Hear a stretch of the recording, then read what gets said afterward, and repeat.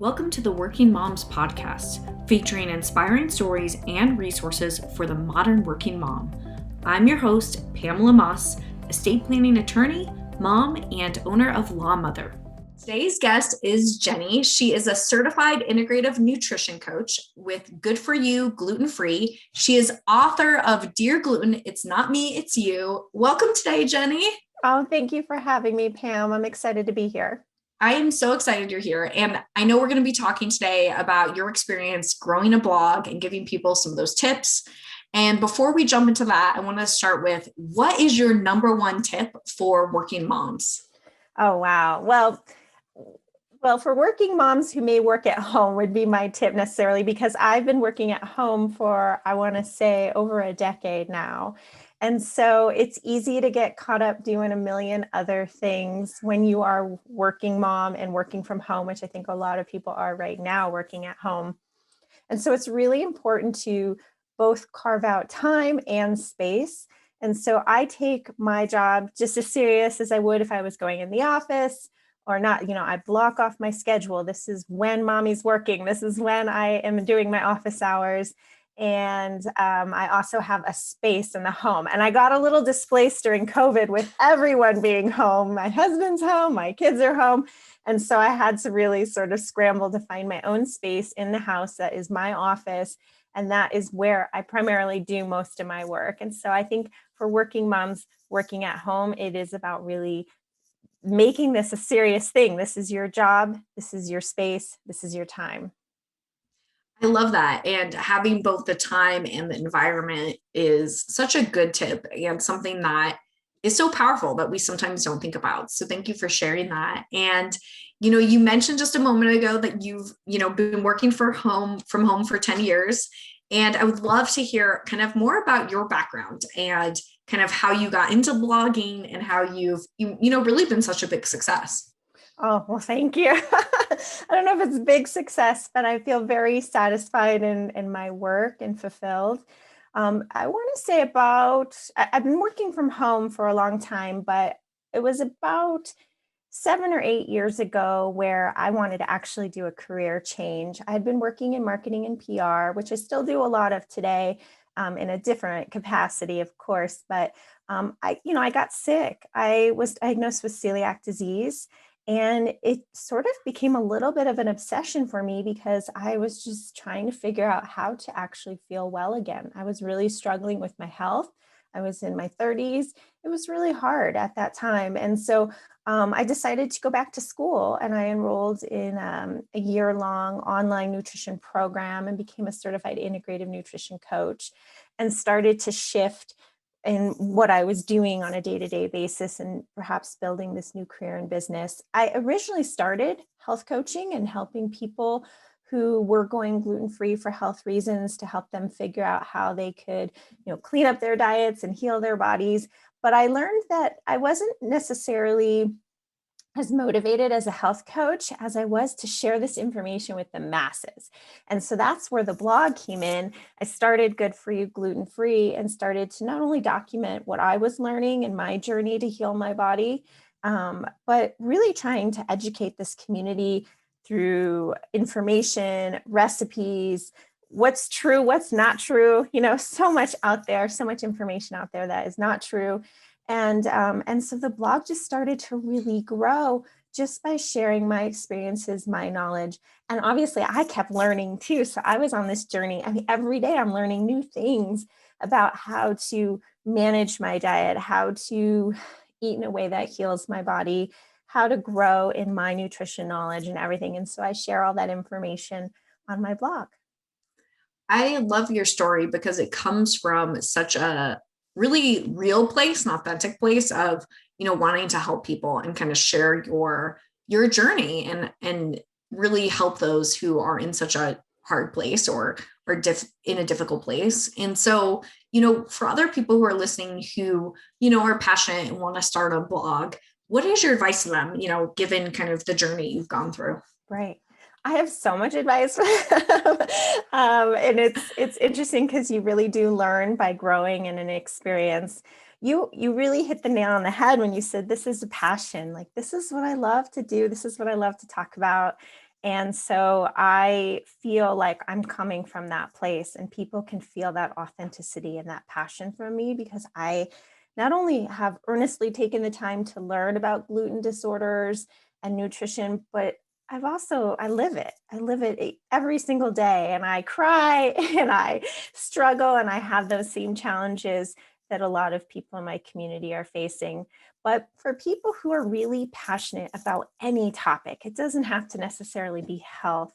But if you're really passionate about helping people because this is something you are living through or a topic you're really passionate about, a blog is a really great way to do that because you can reach masses, one-to-one coaching. Sometimes you're just reaching one person at a time, which is so important, and you can change a lot of lives that way.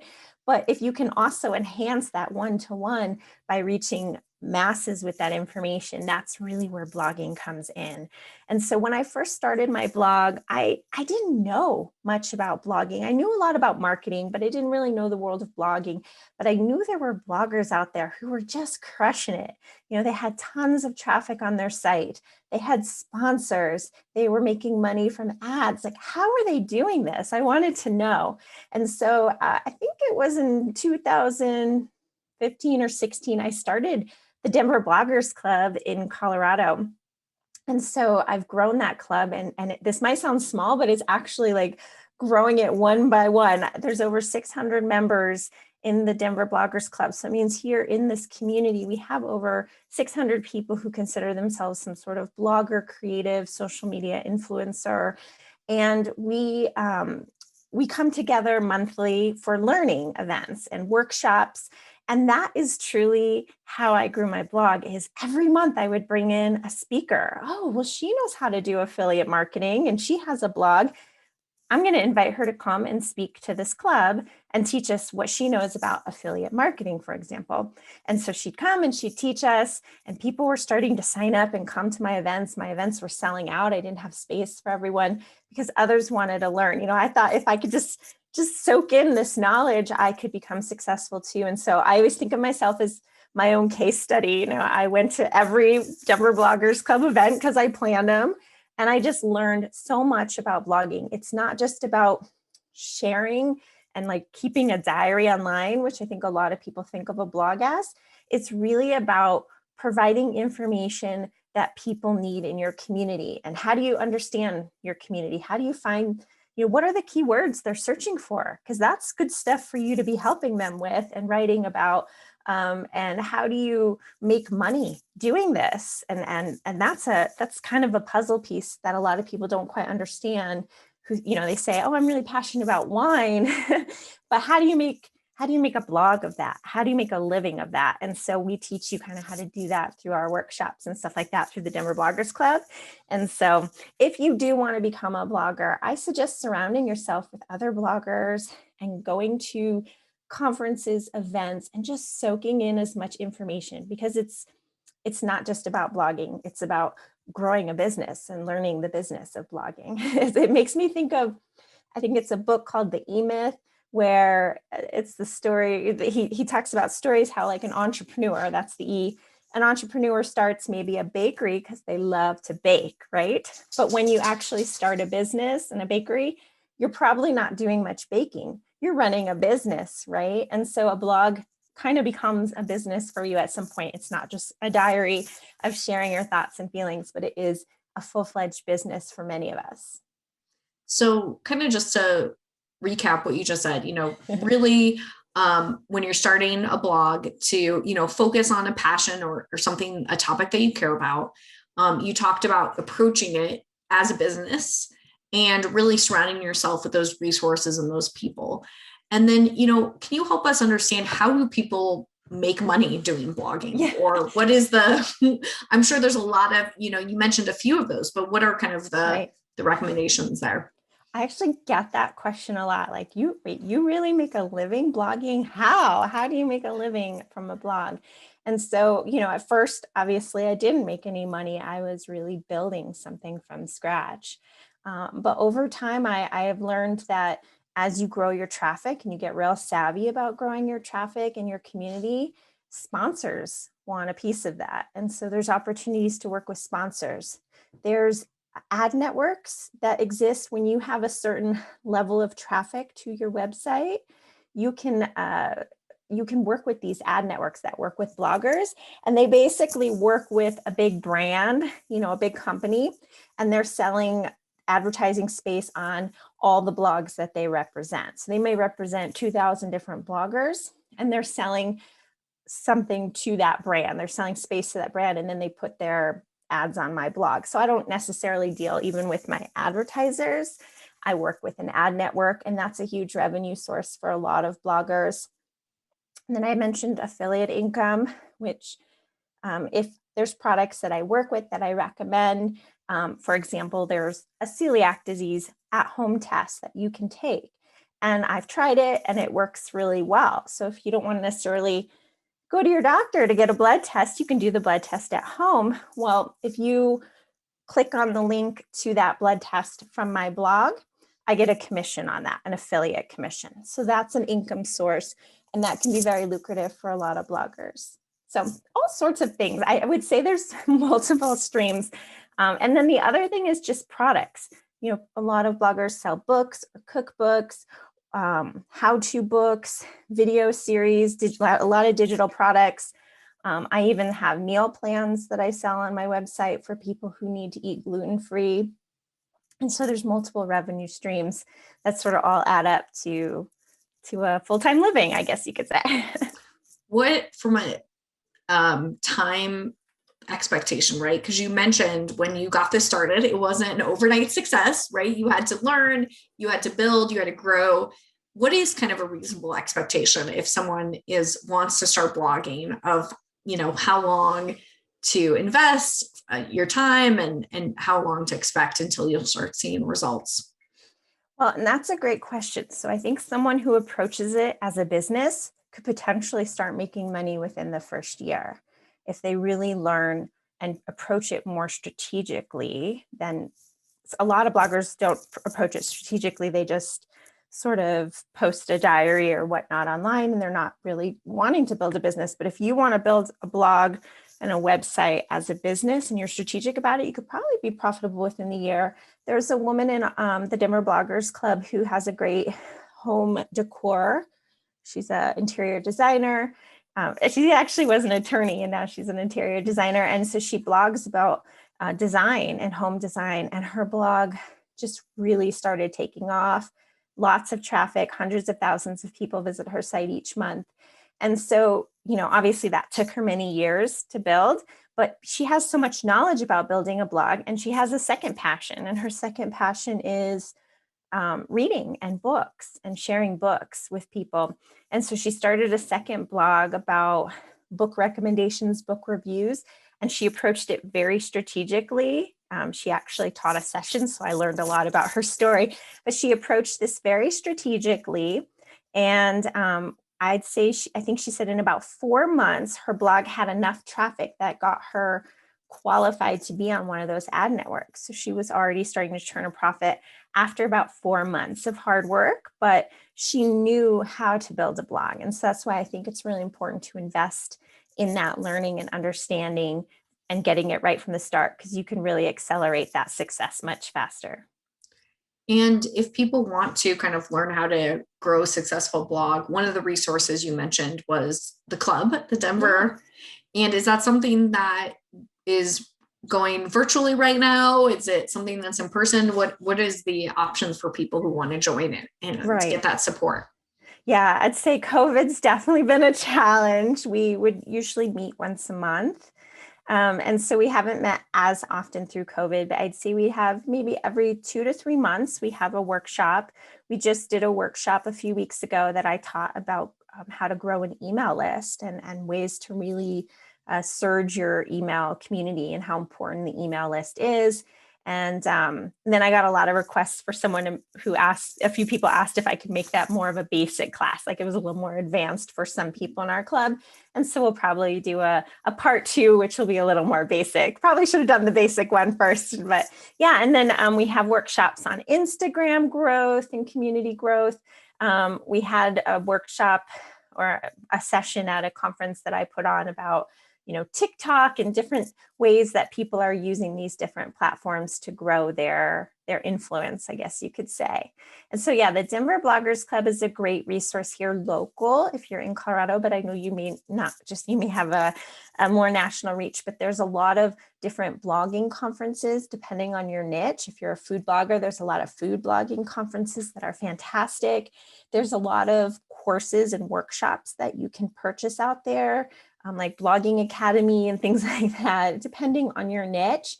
And you can ask around people who are in your niche to find really good courses that you can take for potentially $100, $200, and really have access to a lot of resources to learn not only how to just physically get your blog up and running, but how do you search for good keywords?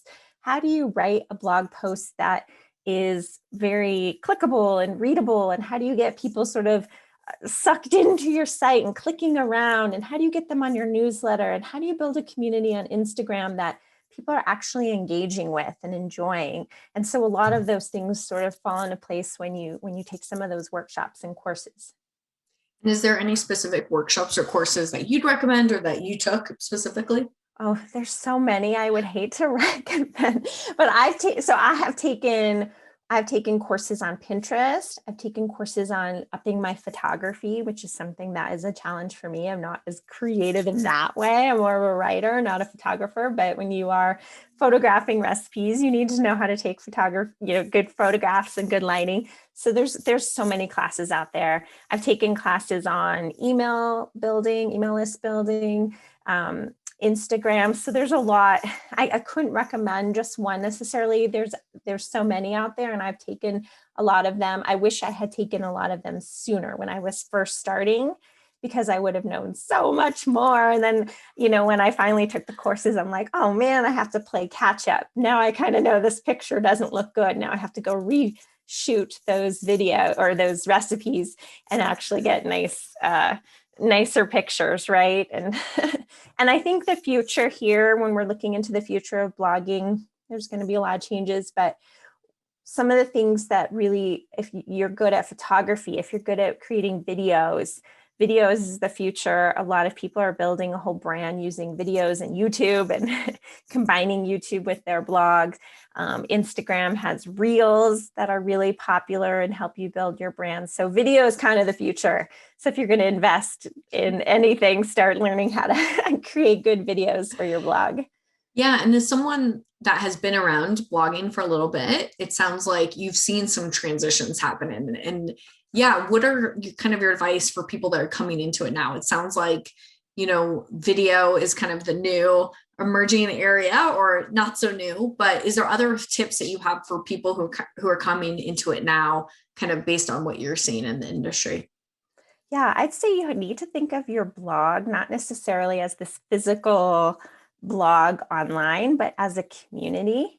And when you start to see things as a community, so I see this as a gluten-free community. I'm trying to build a real sense of community here, a large community of people who share in a certain diet and lifestyle. And so I think if you are going to come into this now, think of it not as a blog, but as building a community. And so I have this community. I've sort of figured out where people in my community are, because it's tempting for me to be like, oh, I got to quickly I got to do TikTok. And it's like, well, I don't really want to do TikTok, and nobody wants to see, 40 something year old women on TikTok necessarily. But I have found that my community is Instagram. Like, a lot of them are in Instagram and they love being there. And so I found a real nice community there. I found a community through my newsletter, through people who find me online. I've created a really beautiful newsletter every week that they get, and I get people responding to my newsletter. And so really, if you are going to think about starting a blog, think about the community, think about starting a community, and then figuring out where that community is and building from there. So are they online? Are they on YouTube? Where is that community? And start to really build it from there. And then everything kind of starts to fall into place, truly. And so, kind of, what's the difference between looking for your target audience and a community, as kind of what you've described? Yeah. Well, I think that's a good question. I don't know that I've thought about, but a target audience, I mean, definitely if I were thinking about my target audience, it's going to be people who share in this gluten-free lifestyle, right? But a community, when you think of a community, you think about people who are engaged in a community, not just there. And so people who are maybe commenting, responding, liking things that I'm posting, sharing things. That's where that real community building comes up. And it's so fun when maybe I'll post something on Instagram and people start tagging, hey mom, make this. You're building a real community when people start tagging, hey, can you make this for me? Or I thought you might like this community. I think you should join. I even have, so on Facebook's an interesting beast in itself, but people don't really engage with brands on Facebook so much anymore. It's very hard, unless a brand is willing to pay Facebook for that engagement. But Facebook has a great thing. They have groups, Facebook groups, and you can build a community in a group, like a private group. So I have a gluten-free diet support group, and people are helping each other. And, hey, I'm going to this burger place. Does anyone know what I can order gluten-free there, right? And so then people come in, and that's really where that community comes. When you see people actively engaging, but you were the reason, you brought them together. And so a target audience, yes, I would love all gluten-free people to be in my audience, but if they're not going to engage, the emails I send them are going to end up just going to their spam at some day or going unopened, and they're not going to be engaging with my posts on Instagram and things like that. So that would be sort of what I think is the difference, but I'm not 100% sure. No, I appreciate that because, I think everyone has different words that they use to describe how to engage on social media. And so you were using this word community, which is such a powerful word. And I was just trying to understand it. And that was a beautiful explanation. So I think that really helped me understand how you can really make a difference for people in a way that is going to be more of a community versus Right. just, content that maybe people maybe people consume once, but they don't connect with, or they don't reconnect Right. with. So that's really, really helpful. And then kind of has any lessons learned or any things that you didn't realize at first, and now looking back, you would give advice to people as far as mistakes to avoid or things?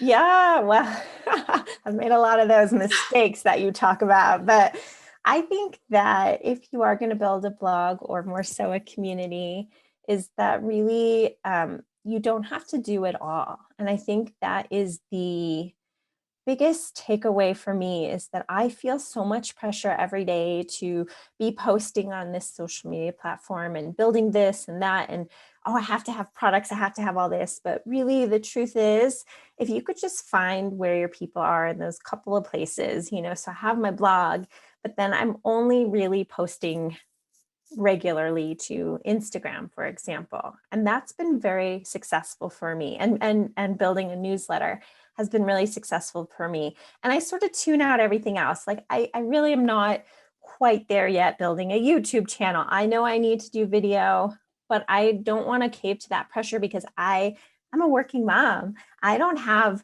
endless amounts of time. And someday I will have more time. That is something I want to work towards doing, building more videos, or maybe I will one day, maybe I will learn TikTok or whatever the newest thing is. But there's just embracing the few things that you can do and do those things really well.